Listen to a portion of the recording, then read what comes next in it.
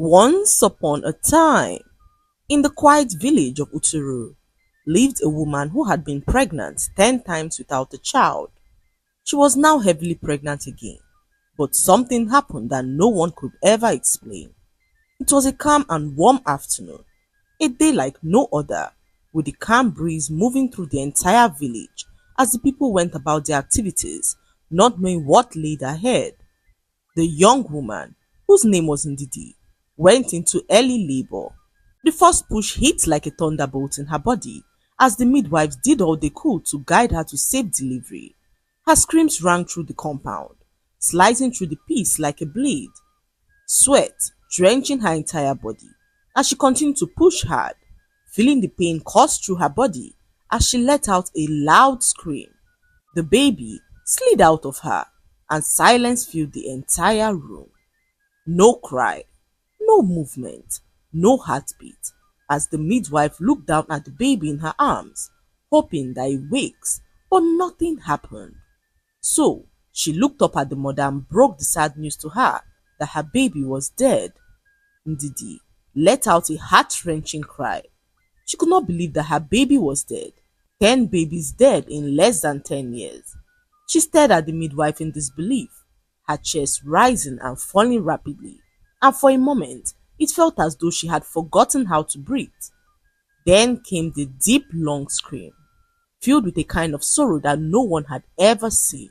Ndidi cradled her lifeless baby in her arms, her tears pouring down her face as the midwife stood back and watched. Her husband Tochi knelt in the dust outside their hut, pounding his fist into the earth as he cried out in grief. His wife Ndidi carried the baby in her arms as she walked out of the hut, collapsing onto the bare ground. Her body shook with sobs as she raised her eyes to the sky and cried out, Oh heavens! Give me back my child! You have taken 10 from me. Please let this one stay. The villagers gathered as they watched the sad scene unfold before their eyes.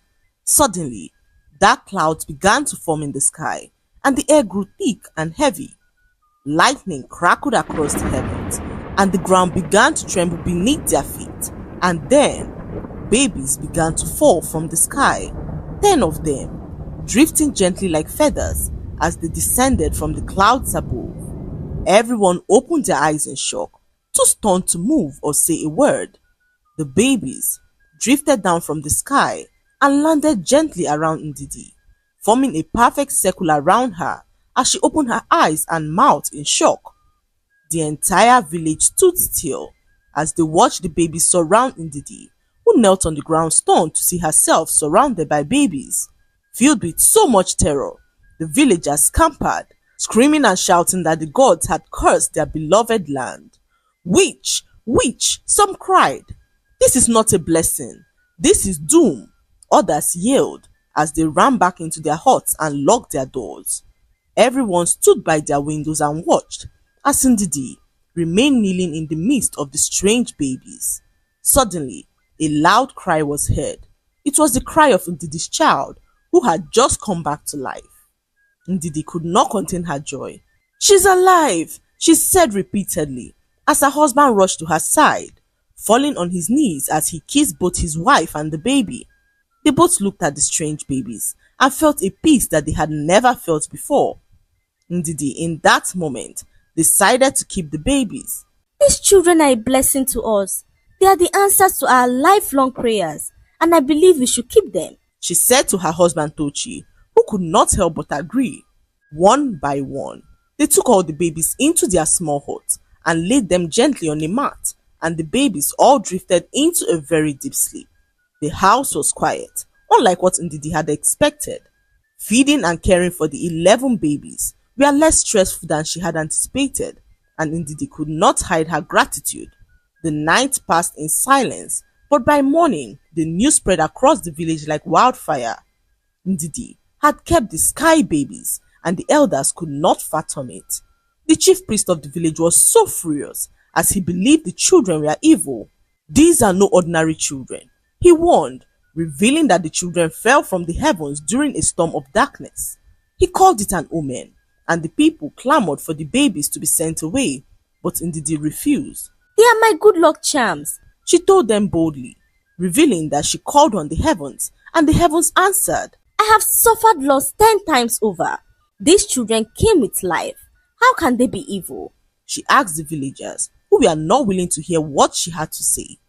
All they wanted was the sky babies out of their village, but Ndidi was not willing to allow that happen. Her husband too vowed to protect the babies with all that he got. That evening, the entire village gathered in front of Ndidi's house, determined to take the babies away. As they approached the house, the skies began to grow dark as the people fell into a very deep sleep. All the warriors and villagers who had gathered in front of their house were now asleep. Ndidi stood by the window and watched as the villagers lay on the floor asleep. Ndidi turned to her husband in amazement. Could it be the children protecting us? She asked her husband, who turned to stare at the babies, who were all sleeping peacefully on the mat. Hours passed, and the people finally woke up from their deep sleep. They stood there confused as they could not understand what had happened.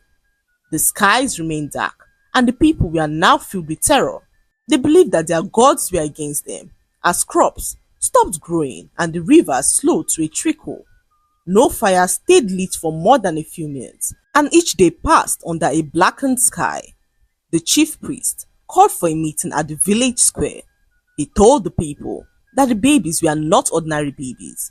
They are evil spirits, and until they are cast out, will never see the light of day again. Fear spread like wildfire, and the villagers decided to get the babies out of their village. They lit some sticks on fire and threw it at Ndidi's house, but the house did not burn. Only the sticks burned out, and the people could not understand what was happening. They labeled Ndidi and her family witches and did everything within their power to stay away from them. Ndidi, however, remained home with her babies. She noticed that the 10 babies were now growing at an unusual speed, unlike her daughter, who remained small like a baby. A week passed, and the 10 babies had now grown into adults. Ndidi and her husband did not know what to make of it. All they knew was that the sky babies were peaceful and meant no harm to them.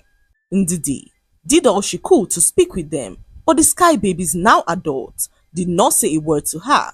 She watched in stunned silence as the sky babies stood by the window and watched. They stood there every day, silent, still, watchful. They did not eat, they did not sleep, they never blinked, just watching, as though waiting for someone. The villagers, now living in absolute terror, spoke in whispers. No one dared to pass by Ndidi's house. Even the birds stopped flying over their compound, and still the sky remained black like thick ink. Then, on the 13th day, something happened that shook the villagers to their marrow. All the children in the village slumped to the ground unconscious. Their parents, terrified to the bones, wept as they blamed the sky children for all that had happened. Panic took over the village as mothers screamed and fathers tore their shirts in grief. Children of all ages, healthy just moments before, lay limp, eyes shut as their breathing became slow and shallow. They have cursed our children, the villagers cried, claiming that the babies had finally unleashed evil upon the children. All eyes turned again to Ndidi's house, where the sky children, now adults, stood silently and watched. One of the mothers, whose 4 children were now unconscious, spoke up and called the sky children cursed. She insisted that the evil children be sent out of the village to enable their own children to live, and though others agreed with her, no one dared to approach the house. The woman, whose name was Awele, summoned the courage to approach. She knocked on the door, and her hands trembled as she stood by the entrance, her heart pounding like drum in her chest. The moment her knuckles touched the wooden door, it creaked open on its own, and the 10 sky babies, now adults, walked out of the house for the very first time. She stood there terrified as she watched them walk down the streets of the village. Several other villagers trailed after them from a distance as they wondered where they were going. The sky babies, now tall adults, moved slowly and with purpose. Ndidi watched from a distance, frozen, as they headed down the narrow path that led to the shrine of the chief priest. The whispers in the village rose as doors creaked open, heads peeked out, and soon the entire village began to trail behind them. The shrine sat at the edge of the village, surrounded by thick crooked trees that never bore fruit. Vultures always circled overhead, even when nothing dead was in sight. Strange sounds often came from within, sounds the villagers had learned to ignore. But on this day, the people could not help but stand curious. They watched in stunned silence as the sky children surrounded the chief priest's shrine. Everyone wondered why they were there, but what they did not know was that the chief priest was the one behind all the strange things that had been happening in the village. His twin brother, who was supposed to become the chief priest of the village, died mysteriously years ago, despite all he did to save him. So, the chief priest was left with no other option but to take on the role of the chief priest of the village. However, he could not stand being the chief priest. He had always wanted to live a normal life, a life which would allow him marry as many women as he wanted. The chief priest was such a promiscuous man who could not stand the life of celibacy that he was supposed to lead as the chief priest of the village. For all these years, he was the one behind all the miscarriages that Ndidi had suffered in almost 10 years. He was a serial rapist who defiled the women that came to him. Whenever he defiled the woman, he pledged an unborn baby as sacrifice. The chief priest pledged so many babies to save himself from ever facing the consequences of his actions. Ndidi and several other women in the village lost their babies because of him. However, on that fateful day, when Ndidi was bringing life into the world, the spirits tried to take the child but couldn't because the child belonged to the chief priest. Months ago, when Ndidi could not stand the thought of losing another child, she paid the chief priest a visit for help, and the chief priest gave her something to drink that rendered her unconscious. He made his way with her, not knowing that it would lead to pregnancy.